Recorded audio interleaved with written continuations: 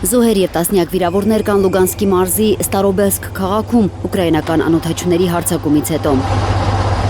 Հարվածներից տուժել է մի հանրակացարան, որտեղ քոլեջներից մեկի 14-ից 18 տարեկան ուսանողներն էին ապրում։ Մարզի ղեկավար Լեոնիդ Պասեչնիկի խոսքով փլատակներում դեռ երեխաներ կարող են լինել։ Հարձակման պահին շենքում 86 մարդ է եղել։ Это очередное преступление киевского режима. Սա Կիևի ռեժիմի կատարած ևս մեկ հանցագործություն է, հարձակում երեխաների և երիտասարդների համար նախատեսված կրթական հաստատության վրա։ Սա հրեշավոր հանցագործություն է։ Այս հանցագործության համար պատասխանատուները պետք է պատժվեն, վերջին հաշվով Կիևի ռեժիմը պետք է պատժվի։ Այժմ ամենակարևորը միջոցներ ձեռնարկելն է ավերակները մաքրելու, փլատակներում մնացածներին օգնություն ցուցաբերելու համար։ Ուկրաինական 5 ԱԹՍ է խոցվել Մոսկվայի մերձակայքում, անվտանգության նկատառումներից ելնելով ժամանակավոր փակվել է Յարոսլավլ-Մոսկվա ճանապարհի մի հատվածը։ Գիշերը կրկին հարձակման են ենթարկվել Յարոսլավլի եւ Լենինգրադի մարզերը։ Ռուսական անօթաչուների հարվածների հետևանքով 11 բնակիչ, այդ թվում 1 երեխա է վիրավորվել Սումիի տարածաշրջանում։ Օդային փոխադարձ հարվածների ֆոնին Ուկրաինայի արտգործնախարար Անդրեյ Սիբիգան հայտարարել է, որ պատերազմում բեկումնային պահ է ձևավորվում եւ Մոսկվայի նկատմամբ ճնշումն աճում է։ Նրա խոսքով Ուկրաինան շարունակում է պահել պաշտպանությունը, իսկ Ռուսաստանի մարդկային ռեսուրսները այլևս վճռորոշ առավելություն չեն։ Սակայն Կիևը նկատում է Ռուսաստանի զինանոցի առավելությունը եւ այն համարում է աննախադեպ մարտահրավեր գլոբալ անվտանգության ճարտարապետությանը։ Արձագանքելով Ռուսաստան-Բելարուս երրորդյա համատեղ միջուկային զորավարժություններին,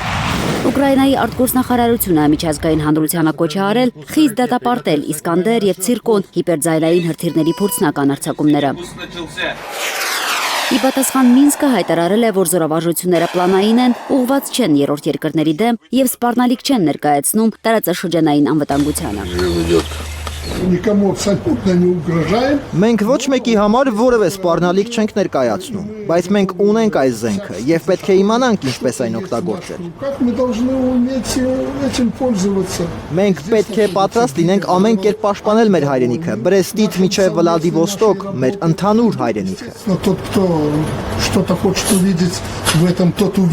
Ով ցանկանում է ինչ-որ բան տեսնել սրանում, կտեսնի դա։ Մենք զբաղվում ենք օրինական գործով եւ կշարունակենք դա անել պաշտպանելով մեր ժողովրդին։ Մոսկվան դեռ 2023 թվականին է հայտարարել Բելարուսի տարածքում ռուսական տակտիկական միջուկային զենք տեղակայելու մասին, ինչը Արևմուտքի եւ ՆԱՏՕ-ի կողմից գնահատվել է որպես տարածաշրջանային անվտանգության ռիսկերի աճի ևս մեկ նշան։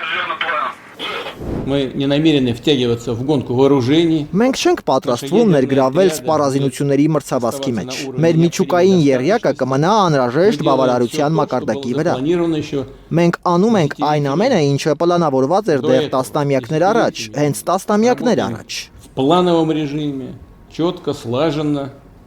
И слава богу, у нас все получается. Աշխատում ենք պլանային ռեժիմով, հստակ, համադրված եւ փառք Աստծո ամեն ինչ ստացվում է։ Արձագանքելով ռուս-բելարուսական զորավարժություններին, Եվրոպական հանձնաժողովի նախագահ Ուրսուլա ֆոն դեր Լայենը հայտարարել էր, որ Ռուսաստանը եւ Բելարուսը ուղիղ պատասխանատվություն են կրում Եվրամիության երկրներում անօթաչու թռչող սարքերի ներխուժման մի շարք դեպքերի համար։ Լայենը հավանաբար նկատի ուներ Լիտվայում հայտնաբերված անօթաչու սարքերի մասին հայտարարությունները։